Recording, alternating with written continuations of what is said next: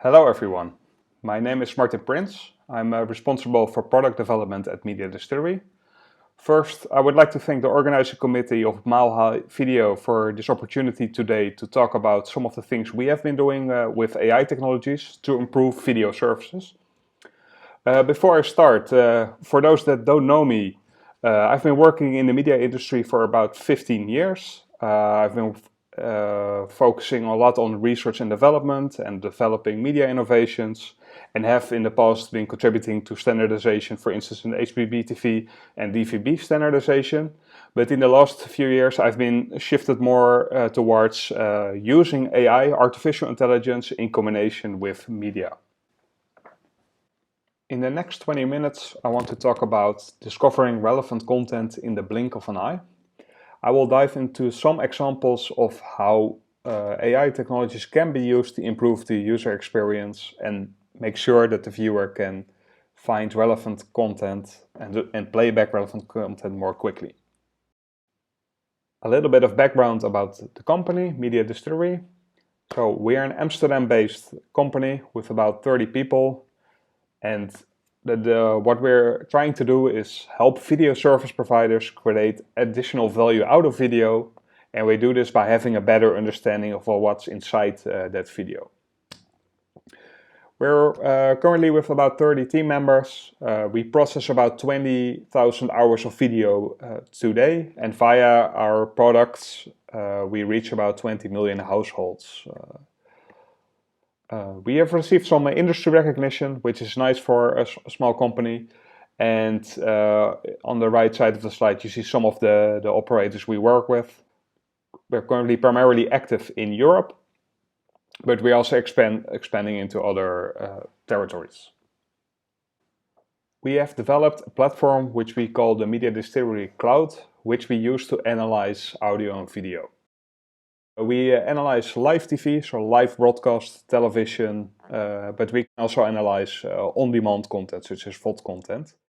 With our Media Distillery Cloud solution, we try to extract a lot of meaningful information out of the audio and video. For instance, extract speech, detect logos, identify faces, extract subtitles, extract teletext information when available, identify topics, identify objects in a video, and then detect audio cues and visual cues. And we use this to create actionable metadata. We all do this in real time, and we process over hundreds of channels currently on a day-to-day basis. To give you an idea about what this additional metadata that you can extract out of video bring, I will give you an example where we look at traditional metadata compared to the metadata extracted out of the video. In this example, we're going to look at the morning sky news. There might be some information in the electronic program guide giving the title and the start and stop time, but it doesn't actually tell you what's inside the program. You know it's news, but you don't know the topics. That's because the topics are probably not known in advance. But when we start analyzing the broadcast itself, we can extract a lot of information out of the speech. So we know that the video is being talked about Serena Williams and about Wimbledon. We can detect certain logos, for instance a Rolex. We can detect Serena Williams from looking at the video and identifying her based on face recognition. And we can detect certain objects. So by looking at these different types of metadata, we can figure out that the topic of this part of the show is about sports, it's about tennis, and it's about Wimbledon.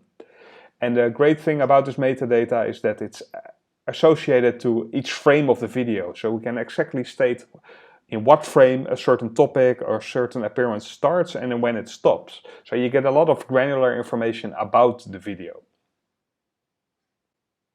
So now we know that there's a lot of information you can extract out of a video that you would normally not have in your program description. But the question is, why do you want to have this? And why do we want to have a better understanding of video? That brings us to the video services landscape. It's a good time to be a consumer of video services right now because there's a lot to choose from. Either from broadcasters directly, from broadcaster alliances, from TV service providers, from premium direct-to-consumer services, from services that provide short form and snackable content such as Instagram, TikTok and YouTube. And you also have specific services that provide just one type of content. For instance, Twitch for gaming, DAZN for sports and Prins for anime.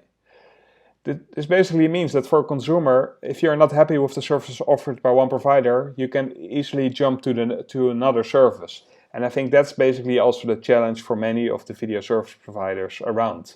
So if you are not able to provide this video service that's appealing, that has a really good user experience, and specifically does not frustrate the user, you might have a problem. In the remainder of the presentation, I want to dive into some examples of where a better understanding of video can help improve the user experience. So to help you as a video service provider make sure that people don't become frustrated and look elsewhere. Stop search dead ends, help the viewer pick the right video, keep the binge viewer engaged and address the needs of digital natives. The first example is stop search dead ends. A big challenge many video service providers face with is that when people start searching for something, they get this as an answer. Basically, because the metadata is lacking, people cannot find the content they were looking for and sometimes even know the platform has the content, but just because the metadata is not there, they can then not discover it. With the technologies that I described before, speech-to-text, subtitles, face recognition, overlay text, you can do content classification, so determine what the content is about. You can extract topics or persons of interest in keywords or locations and add this to the metadata and index this metadata in the search engine, which means you can go from 0 results to 10 results found. So you make sure that by adding additional metadata, you increase the chance of finding relevant clips or relevant content for the content the viewer was looking for. I will now give an example of how we can use overlay detection as a means to identify the topics in a video. So in this video you will see the detection of textual elements that we get with the algorithm we trained. It can detect all types of textual elements. So it can be subtitles, it can be the speaker, it can be the topic field containing the topics. So by using this we can automatically extract information about the content itself. And by indexing this information in a database, you can then also search on these types of fields, so be able to identify this type of content. The second use case I want to discuss is letting the viewer pick the right video. And we do this by generating better thumbnails that can be used in the user interface that the viewer uses to select the content he would like to watch. An example of such a user interface is given on the left, which shows the different episodes for the Graham Norton show. But what you can clearly see, each of the episodes have the same stock image, which makes it difficult for the viewer to see what the show is about, who the guests are, and if he or she has already seen the episode. By having a thumbnail from each specific episode, it becomes immediately clear what the differences are between the shows, who the guests are, and can help the viewer assess whether he or she has already seen that episode. Another example of what you can do is make sure that the thumbnails are tailored to the specific playback device, because on big screen TV it might make more sense to use a landscape layout, while on other devices such as a mobile phone you want to make sure that it fits better with that user interface. And that means also that you want to make sure that if you provide an image that it contains the right information. In the next video we show how we automatically generate these thumbnails, or these what we call episodic images. The video shows you the stock images, or the difference if you would use randomly generated images, which might be a problem because then you still have text in the screen. What you want to do is create episodic images which are appealing, which identify the content, and which to help the user assess whether this is something they want to watch or not. So how we do this in practice is shown next. We start with a source video or source broadcast, and we try to identify elements in the video that are either wanted or unwanted.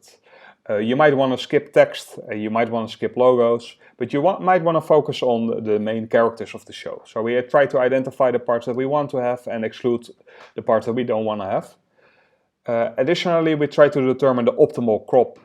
So try to identify the crop which makes sure that we don't have the textual element, but contains the main actors of the show. As a next step, we try to sort and pick the best image. So we try to rank the images based on technical quality, on aesthetics, whether the faces are visible and the eyes are open. And based on this, we come up with a ranking of the images, and that decides us which is the best image for that specific episode. In this case, it's Joey sitting on a couch. The third use case is keep the binge viewer engaged. We can use credit detection techniques to identify the start and stop of credit sequences. This can be used to allow the viewer to skip intros and outros and quickly move to the next episode. Earlier in the presentation, I already gave an example of how we can use overlay text detection to extract textual elements. This can also be applied to the credit sequences that are appearing in the start and stop of a video. So we recently trained an algorithm to detect the start of the end credit sequence, and we did a POC with the Danish broadcaster DR to see to what extent we're able to correctly identify the start of the credit sequence. In this video, we showed some of the detections we made, and the detections are shown by the play next symbol appearing in the top right corner of the video. So in this case, we had textual credits appearing on the left side of the video. Another example is where we see a more traditional credit sequence. In this case, it's black with scrolling text across the entire video. But the credits can also appear as an overlay or a projection, and here you can see it on the bottom side of the screen, which we were also able to identify. But the text can also appear on top of the video, so the video is still playing, but the credit sequence starts. But also in this case, we were able to detect the credit sequence. So this technology is quite robust. We are able to detect credit sequences, the exact start and stop of a credit sequence, but we also identified some challenges. For instance, if there are multiple credit sequences, which sometimes appear in, for instance, movies. The final use case I want to talk about is address the needs of digital natives. Especially for younger audiences, the way to consume video is way beyond what traditional broadcast offered, where you had a specific channel lined up and scheduled programming. For younger audiences, they want to be able to consume all the content they are interested in, regardless of what channel it was on, what time it was on, or in what form it is. They just want to be able to find the content and consume it on whatever device they seems the most suitable at that time. By analyzing the content, you are able to identify what the main topics are in a program. This is something I already mentioned earlier. But what it allows you also to do is that you are able to give fine-grained information about certain segments in the program itself. For instance, in this case, we can identify that the program contains a topic football, the topic Formula 1 and topic darts for certain parts of the program itself. That means if you know that the viewer is interested in Formula 1, you can make sure that the viewer can find that part of the video. The other way around, if you know that the viewer only watches the first part of the content and the second part, you know that he might be interested in football and Formula 1, but not in darts. Another way this can be leveraged is by, if we are able to identify what parts of the content are about what topic, you can also make sure that you can find topic across all the channels and all the content that's available. So you can make sure that if someone is interested in a Formula 1 driver like Max Verstappen, you can allow the viewer to find content related to Max Verstappen regardless of what channel he was on, or regardless if the information about him was in the traditional program information. And this allows video service providers to offer content in new, compelling ways. For instance, by offering content for trending topics, for what's happening on the web, what's happening in the world right now. Be able to automatically find programming that you already have. You can allow a viewer to follow a certain topic of interest. So if you want to follow your favorite sports player and watch all the content and find all the content for when he or she is appearing on TV, this is something you could do. Or you can follow your favorite football team. An example of how this would look in practice is given in my last video for today. So in this video it shows a concept we developed which we call snackable content, where we provide a list of popular topics, of trending topics that are happening in the world right now, and try to automatically find clips related to that topic. So here in the bar you see several topics, or it could be a certain category like coronavirus, and giving you an overview of all the video we found. All this information was based on information in the stream, so there's no editorial information in here. There's also not external metadata, so this is something you can create purely based on analyzing the audio and video. In summary, we have discussed several use cases in which a better understanding of video can help improve the user experience. We have shown how we can stop search dead ends by having additional metadata extracted from the video. We have seen how we can help the viewer pick the right video by creating custom and episode-specific thumbnails. We have seen how we can use end credit detection to automatically skip the end credits so that the viewer can automatically go to the next episode. And we have seen how a better understanding of video allows us to make sure we can offer video experiences that are better tailored to the needs of the digital natives. And with that, I've come to the end of my presentation. I hope you learned a thing or two about what a better understanding of video can help and how AI can play a role in achieving that goal. I'm looking forward to any questions you have, so don't hesitate to contact me about this. Thank you.